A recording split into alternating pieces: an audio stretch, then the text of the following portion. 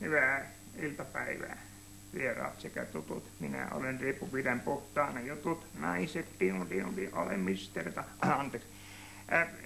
Purentavika hampaissa. Ihmisillä ei ole välttämättä niitä vaarallisimpia oireita, mutta hyvin kiusallinenhan se on. Minä sen ymmärrän kyllä itsekin asian kokeneena, että kyllä kun yrittää kahmia ylenpalttisia määriä vaasalaista näkkileipää kituksiinsa, niin kyllähän se vihloo poskissa hyvin ikävästi, jolloin kannattaa kiinnittää huomiota hampaiden tasaisuuteen.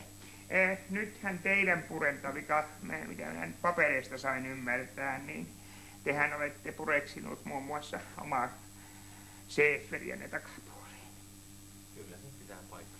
Joo, no useimmiten jos teidän hampaat ovat, kuinka minä sen kuvastaisinkaan, kartion muotoisia, niin nehän saattaa tuntua seeferin palleissa hyvin ikävältä. Nyt pitää muistaa sellainen, että koirallahan on olemassa vastareaktio, jolloin se saattaa purra takaisin teitä persauksiin, ja niin ollen teillä olette ehkä työkyvytön. Ette sitten taksinkuljettaja ole.